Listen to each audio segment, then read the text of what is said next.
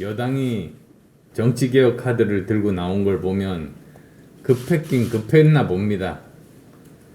송영길 대표 본인이 다음번 총선 불출마 선언했고, 서울 종로 등 세 곳의 재보궐선거 무공천 방침을 밝혔습니다.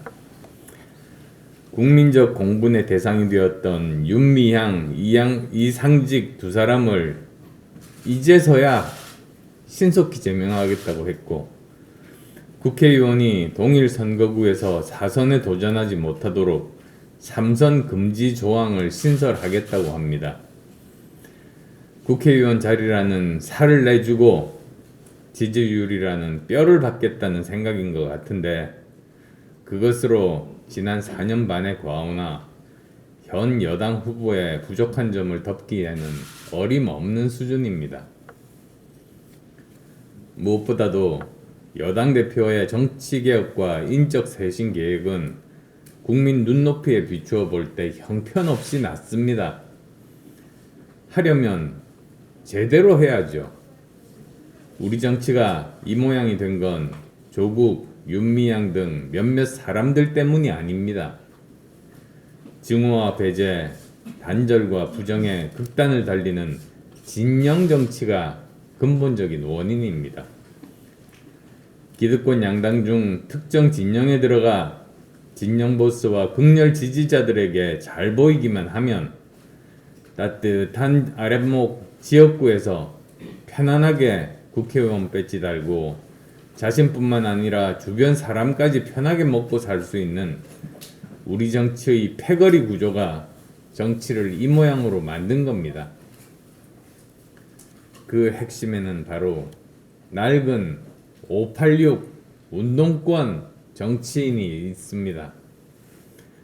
그동안 나만이 옳다는 선민의식으로 시대의 변화를 거부하고 국민들을 갈라쳐 왔습니다.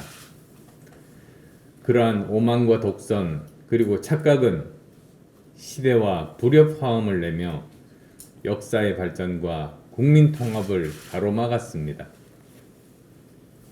더구나 그들은 586 세대의 대표도 아닙니다.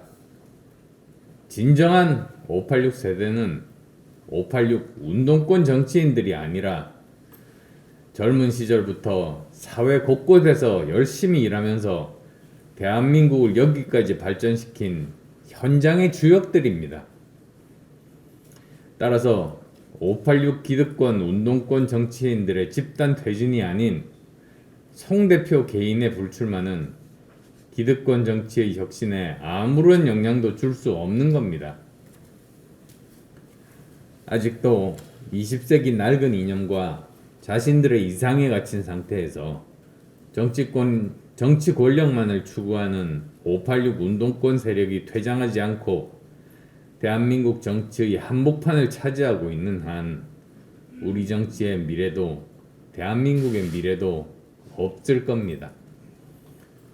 이제 586 운동권 정치 세력은 과감하게 집단 퇴장 선언을 할 때가 왔습니다. 시대와 역사의 흐름이 그들의 퇴장을 요구하고 있습니다. 이념과 진영이 아니라 과학과 실용으로 새술은 새부대에 담을 때가 온 겁니다. 그리고 정치개혁의 진정성이 있다면 정치개혁도 확실하게 해야 합니다. 국회의원 3선 금지 방안으로 동일 선거구에서 국회의원 3선까지만 허용하겠다는데 그건 실효성이 없습니다. 바로 옆 동네로 옮겨가서 4선 도전해서 당선되면 아무 상관없는 겁니까?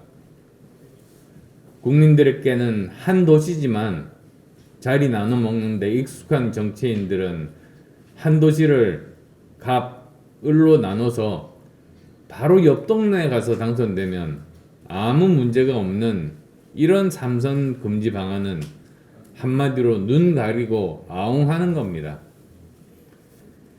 기왕에 한다면 동일 선거구 3선 금지가 아니라 동일 권역 3선 금지로 바꿔야 개혁의 실효성이 있는 겁니다.